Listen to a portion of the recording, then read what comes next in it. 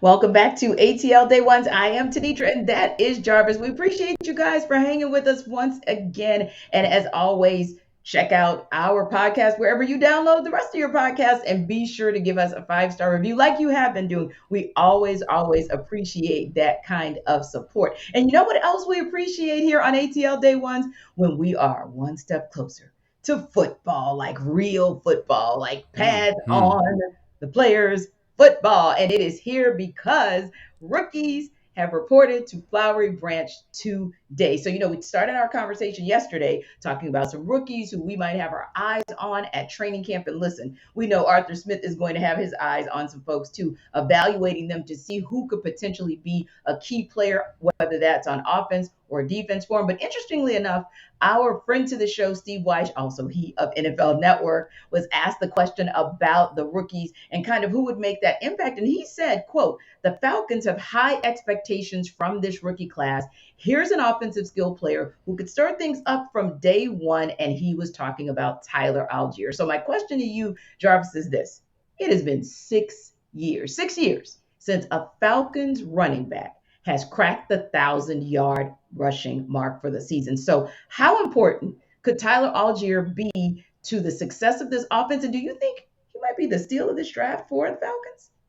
I think he can be. I think it's set up for him to be, just from a skill set standpoint and a talent standpoint. And Oh, that's yeah. based off of who's in front of him.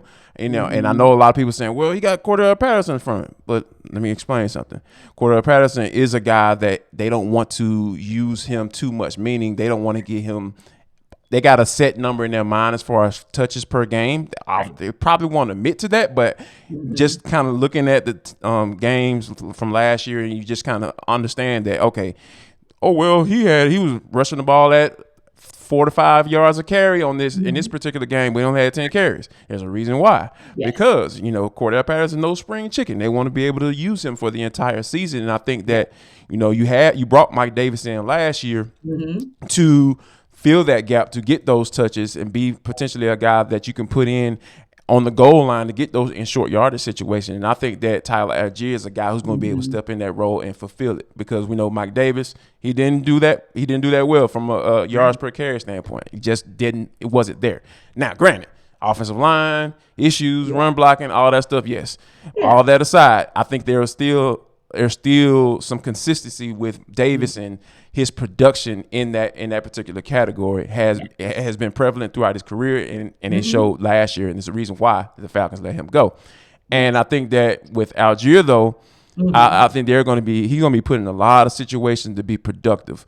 It's just gonna be a matter of him being able to make some people miss, Right. and using that mindset, that linebacker mentality, which he played in Mhm. college, Mhm. to be Mhm. able to attack the ball, attack that line of scrimmage, press the line of scrimmage, and be able to find the right hole so he can get up there and make some plays for Arthur Smith, Mhm. because we know how important the running game is for him.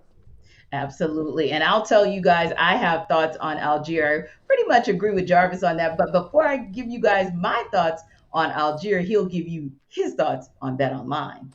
My thoughts on BetOnline is the number one source for all your betting needs and sports info. Find all of the latest sports development, league reviews, and news, including this year's Major League Baseball All-Star Game is going down tonight. Go on to betonline.net and see what you can do. All Mhm. you can probably put some scratch-oil on the All-Star MVP. We talked about Austin Riley being our favorite here on Locked On Sports Atlanta. Go and check that bad boy out and put some money down, and then give Mhm. us a little kickback once you make some money. Now, BetOnline is the fastest and easiest way to check in on all your favorite sports and events. You could throw MMA in there, even boxing. Go ahead and check out golf. Man, Cameron Smith actually killed it the other day. Man, Yes. you probably would have made a lot of money if you would have done that. But, head to the website today, or use Mhm. your mobile device to learn more about trends and action. They have podcasts and all that good stuff. All the information you need to be able to go ahead and make some money. Las Vegas not doing that, but betonline.net, they are doing it just for you. It is where the game starts. Yes. And the Falcons think the game will be starting and maybe won or lost based on where they go with their run attack. And I want to just co sign with what you said, what our boy Steve Weiss said as well. I do think it's Tyler Allgeier. I do think he could Hmm. be the steal of the draft for the Falcons, and I do think it can pay big dividends for them because, again, when you look at the Falcons, a team that literally finished among the bottom four teams in all the key categories: rushing attempts, rushing yards, average yards per carry, rushing touchdowns. I mean, you name it, they finished bottom of the The barrel. bottom So, T. Jarvis, like we always say, the only thing you can do is go up.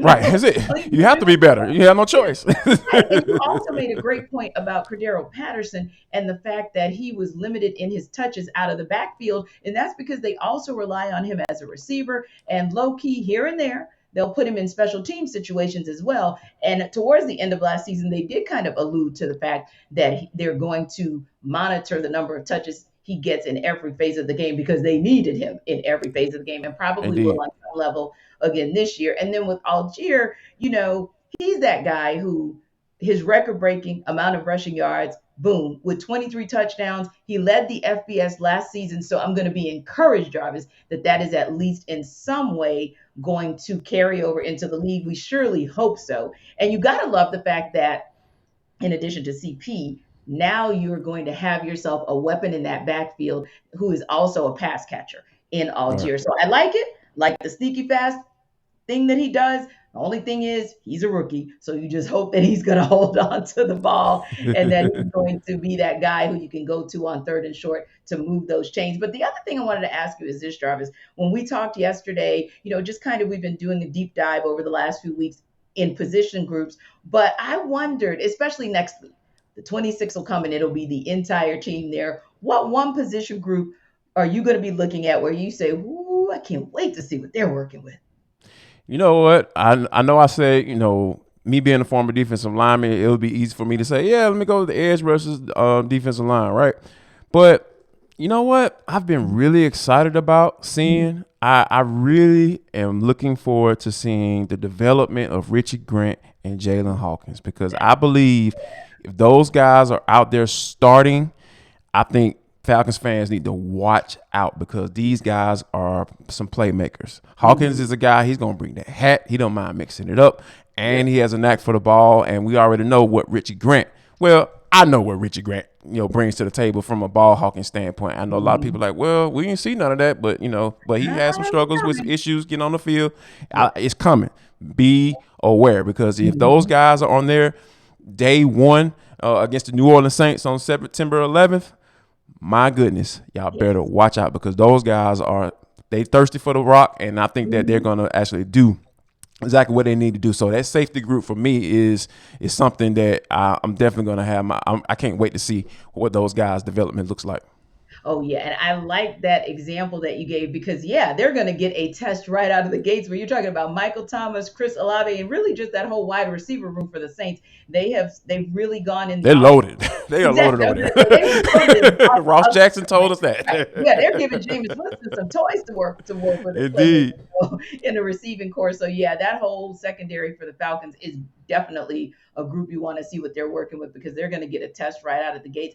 But I'm going to go back to adding to Tyler Allgeier being a sneaky good grab for the Falcons. And I'm going to be watching that entire running back room because I Mm, think that there are some intriguing pieces there. Damian Williams, yep. what does he have left in the tank? I think that Right. is a huge question mark that's going to be answered, hopefully, as we see him progress through training camp. Also, we've still got questions, Jarvis, that we've had for years about Kadri Allison. I mean, first of all, we don't even know if the team will keep him. I ain't asking no questions. I know where he is. Sorry. My bad. Be nice, Jarvis. Be nice. I'm sorry. My But bad. I understand why you're saying that. But now we're 2 years in to the Mm-hmm. Arthur Smith regime, and now Mm-hmm. we can really see this can be like it is for other players in other position groups that shall remain nameless. Yes. This will be a make or break season for many guys. And for Q, this is probably the make or break for him. So I'm going to be looking to see, okay, just what is the depth in this running back core? Let's just see what it is. But where we know that there won't be any issues, and we are very excited about what they're going to. I mean, all eyes have been on them since last year's draft, and now adding this year's draft. It's the wide receiver slash tight end room and what they're going to be doing. But We think they're good. We even think some of them are great, but apparently not everybody feels the same about how we feel about Kyle Pitts. We'll talk about it on the other side in For the Culture.